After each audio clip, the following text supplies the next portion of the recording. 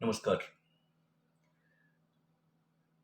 सामाजिक अनुसंधान के अंतर्गत हम चर्चा कर रहे हैं केस स्टडी मेथड की। हिंदी में केस स्टडी मेथड को वैयक्तिक अध्ययन पद्धति कहते हैं। जैसा कि इसके नाम से ही स्पष्ट है कि ये गुणात्मक तथ्यों के संकलन में महत्वपूर्ण भूमिका निभाती है। ये गुणात्मक शोध पद्धति का ही एक प्रकार है, क्योंकि इसके माध्यम से, इसकी सहायता से जो तथ्य प्राप्त होते हैं वो गुणात्मक होते हैं, न कि परिमाणात्मक और मात्रात्मक। मनोविज्ञान के अंतर्गत, समाजशास्त्रीय अध्ययनों के अंतर्गत वैयक्तिक अध्ययन पद्धति का प्रयोग लंबे समय से होता रहा है। और जब एक अनुसंधानकर्ता किसी भी सामाजिक इकाई का, जिसके अंतर्गत व्यक्ति भी हो सकता है, व्यक्तियों से निर्मित समूह भी हो सकता है, चाहे वो सामाजिक समूह हो, सांस्कृतिक समूह हो, आर्थिक समूह हो, राजनीतिक समूह हो, समुदाय हो सकता है पूरा। प्रत्येक सामाजिक इकाई का एक समग्र इकाई के रूप में अध्ययन किया जाता है, उसका समग्रता के साथ, संपूर्णता के साथ अध्ययन किया जाता है। तो इस अर्थ में ये शोध पद्धति बहुत ही महत्वपूर्ण शोध पद्धति है, इस बात से इनकार नहीं किया जा सकता।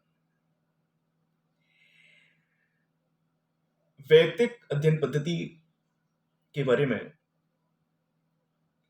अनेकों विचारकों के विचार महत्वपूर्ण हैं। इनमें प्रमुख रूप से, जैसा मैंने अपने पिछले व्याख्यान में बताया था, श्रीमती पीवी यंग, बीसंच एंड बीसंच, गुडे एंड हार्ट के विचार विशेष रूप से महत्वपूर्ण हैं। ये समाजशास्त्री जिनके नाम का उल्लेख किया है, वे सभी वैयक्तिक अध्ययन पद्धति के महत्व को स्वीकार करते हैं, इसकी उपयोगिता को स्वीकार करते हैं, इसके सिग्निफिकेंस को एक्सेप्ट करते हैं और ये मानते हैं कि ये गुणात्मक शोध की एक महत्वपूर्ण पद्धति है, जो अनुसंधानकर्ता को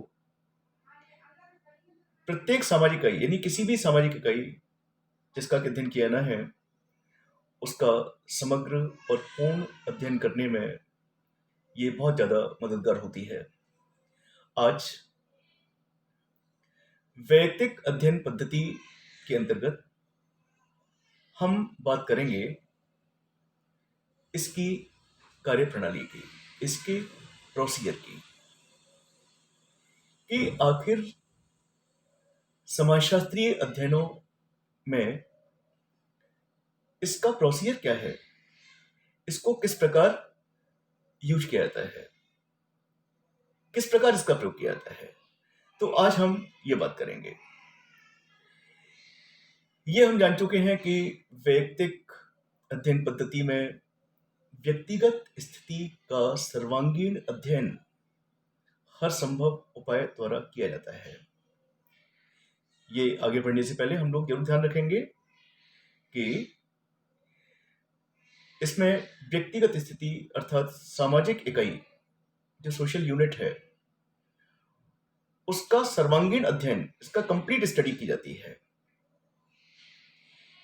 इसमें कोई संदेह नहीं कि सामाजिक इकाई का सर्वांगीण अध्ययन करना बहुत मुश्किल होता है, इतना आसान नहीं है, क्योंकि समाज की प्रकृति जटिल होती है। जिन लोगों से समाज निर्मित होता है, जिनकी अंतःक्रियाओं से समाज निर्मित होता है, उनकी प्रकृति जटिल होती है, उनको समझना बड़ा मुश्किल है। लेकिन फिर भी जैसा कि माना जाता है, वैयक्तिक अध्ययन पद्धति के द्वारा सर्वांगीण अध्ययन करने में अनुसंधानकर्ता को, शोधकर्ता को, शोधार्थी को बहुत मदद मिलती है, हेल्प मिलती है।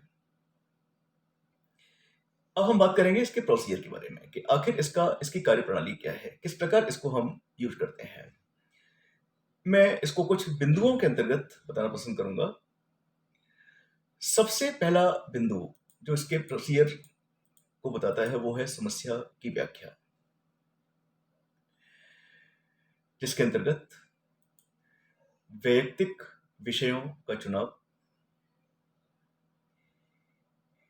इकाइयों के प्रकार, वैयक्तिक स्थितियों की संख्या, विश्लेषण का क्षेत्र आदि सम्मिलित है। यानी कि इसकी कार्यप्रणाली की शुरुआत समस्या की व्याख्या के साथ होती है। वैयक्तिक अध्ययन पद्धति को प्रयोग में लाने के लिए सबसे पहले अध्ययन साध्य समस्या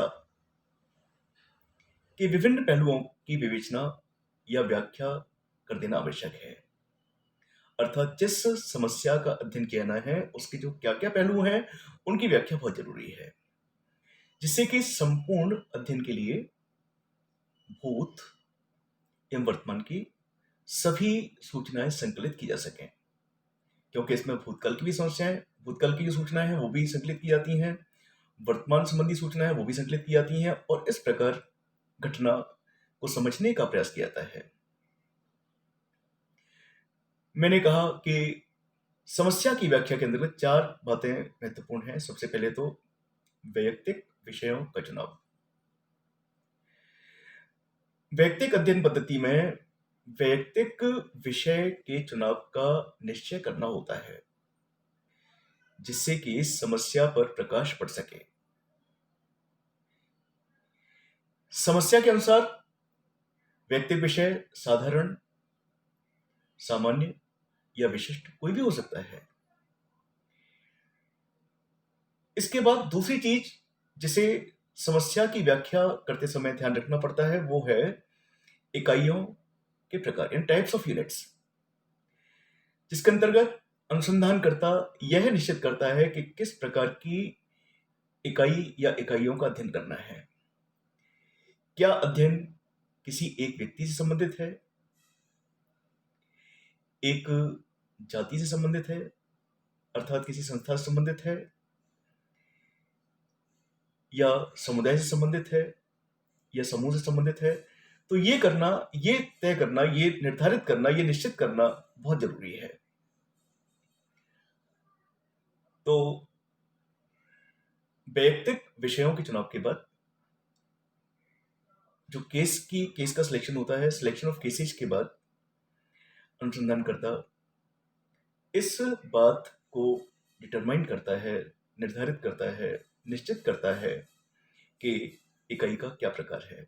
क्या वो एक व्यक्ति है, सिंगल पर्सन है, या वो सोशल ग्रुप है, या कोई इंस्टीट्यूशन, संस्था है, संगठन है, समिति है, या समुदाय है, कोई भी हो सकता है समाज इकाई के रूप में। इसके बाद फिर बात आती है, जो चीज समस्या की व्याख्या में मददगार होती है वो है वैयक्तिक स्थितियों की संख्या, अर्थात नंबर ऑफ केसेज, कितने लोगों का अध्ययन किया है। कईयों के प्रकार के निश्चय के बाद अध्ययन की जाने वाली उचित वैयक्तिक स्थितियों की संख्या का निश्चय कर लेना भी आवश्यक होता है इसमें, कि आखिर कितने लोगों की स्टडी करनी है, कितने नंबर ऑफ केसेज कितने हैं। व्यक्ति है तो कितने व्यक्ति हैं, समूह है तो कितने समूह हैं, कौन कौन सी संस्थाएं हैं, और फिर चौथे नंबर पर विश्लेषण का क्षेत्र क्या है, जिसके अंतर्गत अनुसंधानकर्ता ये निश्चित करता है कि वर्तमान अध्ययन में किन किन पहलुओं पर प्रकाश डाला जाना आवश्यक है। अगर एक अनुसंधानकर्ता इन चारों चीजों को ध्यान में रख करके समस्या की व्याख्या करता है तो मुझे विश्वास है कि समस्या की एक सही व्याख्या संभव होती है।